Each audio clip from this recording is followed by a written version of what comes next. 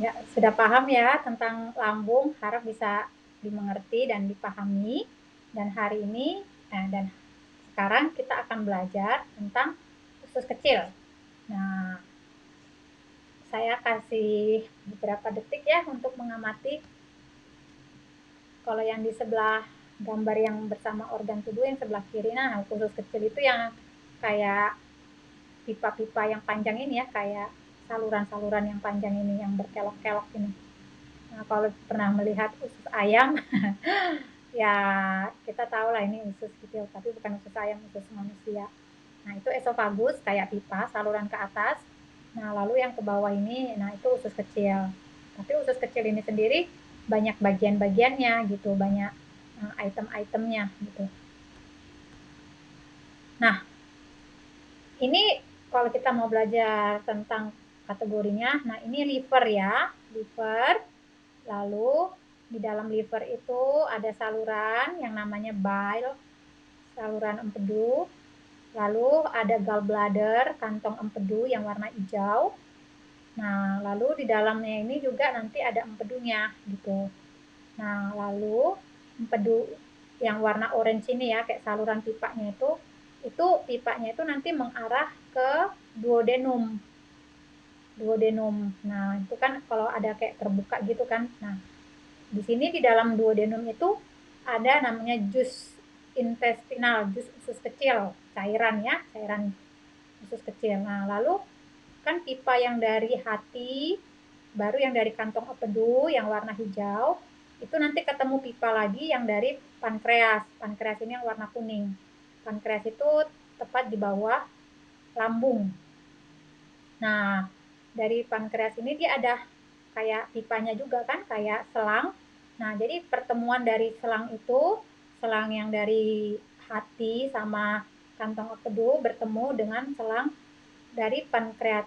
Pankreas, lalu nanti kedua selang itu bertemu, nanti selangnya itu akan masuk ke duodenum, ke usus kecil.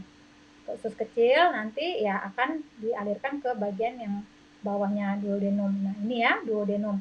Jadi diameter usus kecil ini semua yang dari duodenum, dari katup setelah lambung bagian bawah, katup sphincter pylori ke bawah itu usus kecil.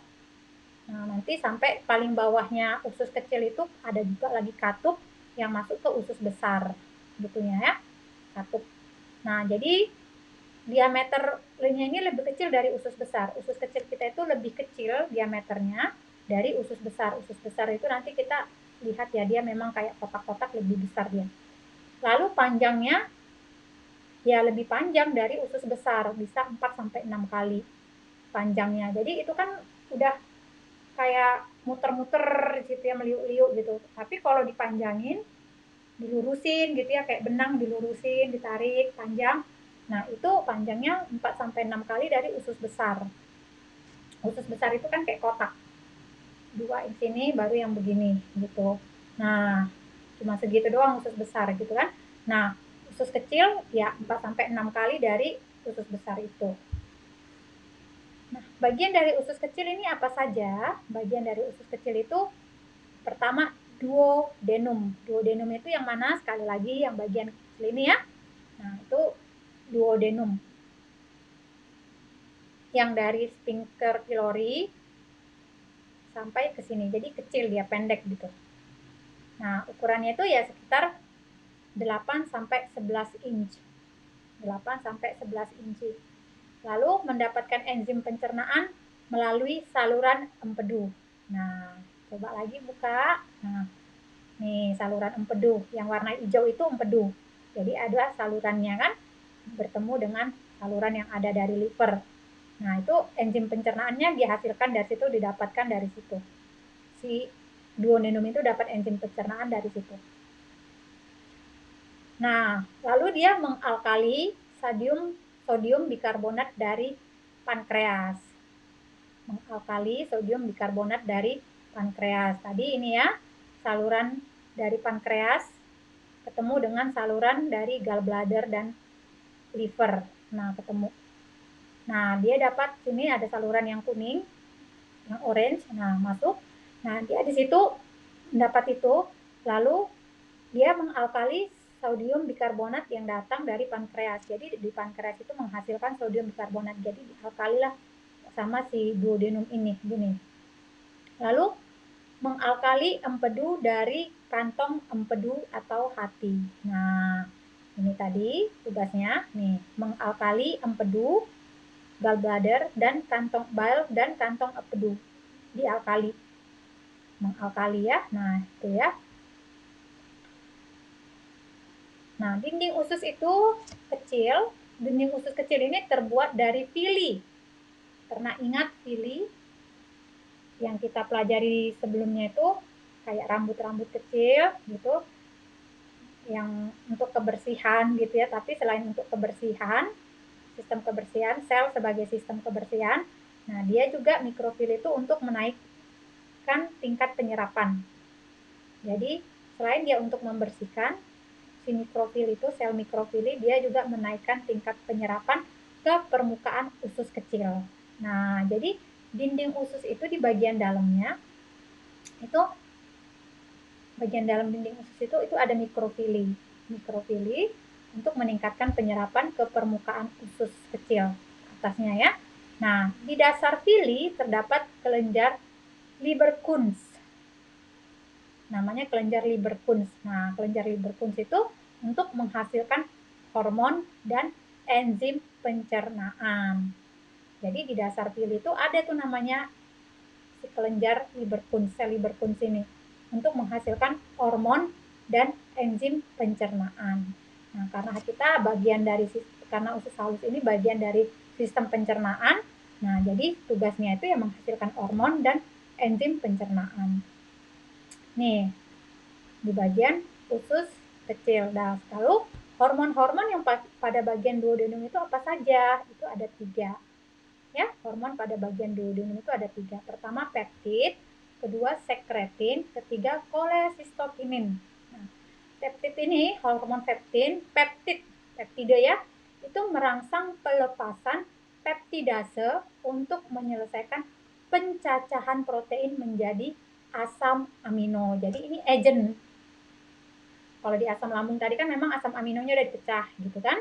Nah, sekarang proteinnya udah dipecah, tapi ada bagian lain lagi di usus kecil, di usus si duodenum ini yang namanya peptide, itu merangsang pelepasan peptidase, enzim peptidase untuk menyelesaikan pencacahan protein menjadi asam amino.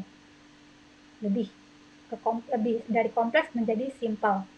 Nah, lalu ada sekretin. Sekretin ini itu merangsang sodium bikarbonat dan empedu untuk mengalkali dan memecah lemak. Nah, kalau si peptid urusannya dengan protein, ya, urusannya dengan protein untuk menghasilkan menjadikan asam amino. Nah, si sekretin ini dia merangsang sodium bikarbonat dan empedu, tapi berurusan untuk lemak. Nah, misalnya lemak yang kita makan, entah lemak apapun. Nah, itu kan bentuknya kompleks. Nah, dipecah menjadi asam lemak. Nah, asam lemak inilah yang bentuknya sederhana yang akan diserap oleh sel. Nah, yang merangsang itu adalah si sekretin. Merangsang sodium bikarbonat dan empedu dihasilkan itu si sekretin ini, hormon ini. Jadi si sekretin ini adalah agen untuk merangsang si sodium bikarbonat dan empedu. Jadi kita bisa melihat ya bahwa organ itu saling bekerja sama, saling merangsang, saling mempengaruhi gitu. Supaya tugasnya berjalan dengan baik. Kalau tidak ada agent-agent ini, ya tidak berlangsung proses itu gitu. Nah, itu ya yang kita bisa mengerti langsung. Baru hormon yang ketiga itu hormon kolesistokinin. Hormon kolesistokinin itu merangsang enzim pankreatik dan menutup kantong empedu gitu. Jadi si pankreatik ini dirangsang, enzimnya itu dirangsang oleh si kolesistokinin. Nah, akhirnya keluar tuh kan enzim pankreatik gitu. Lalu si hormon ini, si kolesistokinin itu dia juga tugasnya menutup kantong empedu, menutup si gallbladder itu supaya tidak mengeluarin lagi tuh, mengeluarin zat-zat yang dia bawa gitu. Supaya stop nih, stop. Jadi kayak katupnya itu tertutup gitu. Katupnya tertutup. Nah, kalau kita melihat ya dari mana tadi. Nah, ini kan si duodenum mengalkali empedu gitu kan. Nah, ini nih gambarnya nih. Gallbladder itu ada cairannya kan, bile ini cairan empedu. Nah, ini ada katupnya. Ada katupnya. Katupnya ini ya bisa membuka, bisa menutup gitu. Kalau dia membuka, berarti nanti dia mengeluarkan si bile ini.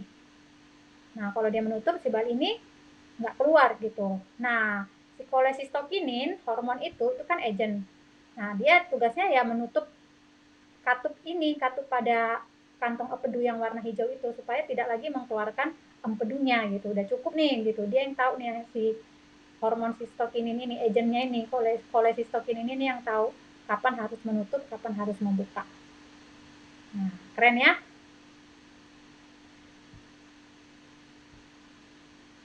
Nah, itu hormon-hormon ini tadi. Jadi kita ingat ya, agen-agen pada usus kecil itu tuh ada 3. Satu peptid, satu sekretin, satu cholecystokinin. Dan si peptid ini ya berurusan untuk memecah protein menjadi asam amino. Dia melepaskan namanya enzim peptidase. Lalu si sekretin ini untuk berurusan dengan pemecahan lemak menjadi asam lemak, merangsang sodium bikarbonat dan empedu untuk alkalisasi. Empedu ya, empedu. Merangsang dia untuk mengalkalisasi. Nanti kalau udah proses alkalisasi sudah selesai, nah yang main itu sekarang yang bertugas adalah hormon cholecystokinin. Nah, si hormon ini yang merangsang enzim pankreatik dan menutup kantong empedu tadi supaya empedunya nggak keluar. Karena proses alkalisasi sudah selesai yang dikerjakan oleh agen si sekretin ini. Sekarang bagiannya si cholecystokinin. Gitu ya. Jadi sudah mengerti kira-kira alurnya ya, proses pencernaan yang ada di dalam tubuh kita. Kita akan belajar ke slide berikutnya.